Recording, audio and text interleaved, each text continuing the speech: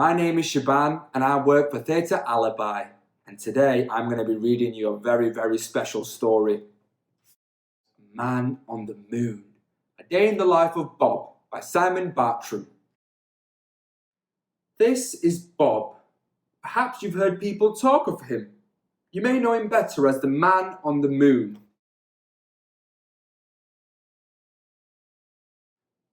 This is where Bob lives. Every morning he rises at 6 o'clock. He has a cup of tea and 2 eggs for breakfast before leaving for the rocket launch pad. On the way he stops to buy a newspaper and some chocolate toffees. He's on his way to work. On the moon.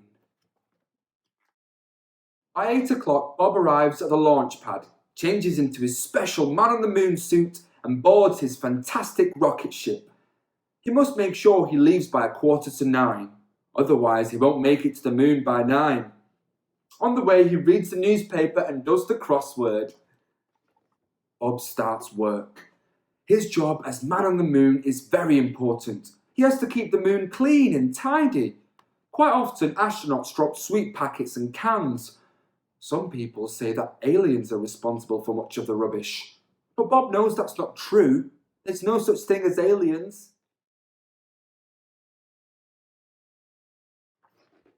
By 12:30 it's time to eat. Bob goes to his rocket ship to fetch his lunchbox. This usually contains 2 sandwiches, either cheese or peanut butter, an apple and some chocolate-covered nuts. Sometimes he meets his friends for a picnic. His 2 best friends are Billy, the man on Mars, and Sam, the man on Saturn. They talk about the stars and tell jokes.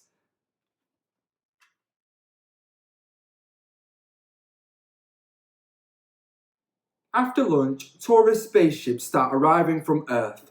It is part of Bob's job to entertain them and give them something to photograph. So he does somersaults, handstands, and especially high moon jumps.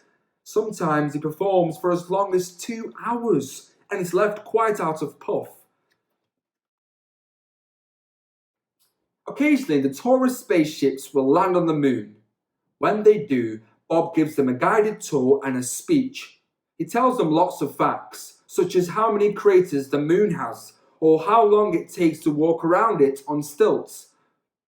Sometimes people ask him about aliens, and Bob explains patiently that there aren't any. Afterwards, Bob opens a small souvenir stand, selling postcards, pencils, mugs, and small plastic moon models.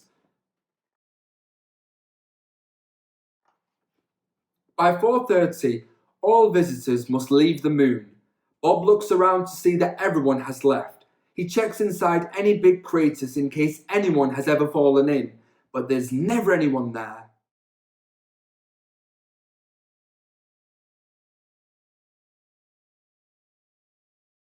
The working day is nearly over. It is time to check everything is in order before leaving for the night. Bob packs away his equipment and any unsold souvenirs into his rocket. He switches on the moon's nightlight before jetting off towards Earth. By this time, he is very tired, but he still has to keep his wits about him while flying the rocket.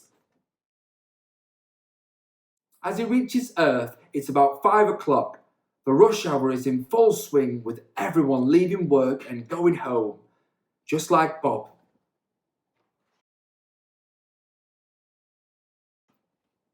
At home, Bob is just like anyone else.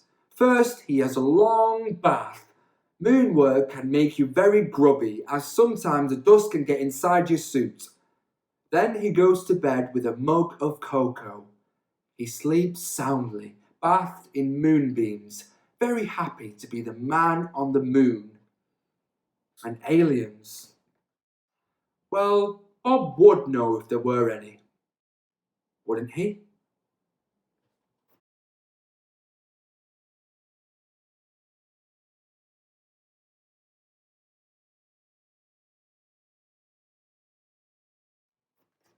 Well, that's the end of our story, everyone. Thank you very much for listening. Again, this story was called Man on the Moon, A Day in the Life of Bob by Bartram. So if you guys want to have a look at it, please ask your parents or ask your teacher to check it out. It's a great story, and I really hope you enjoyed it today. Thank you for listening.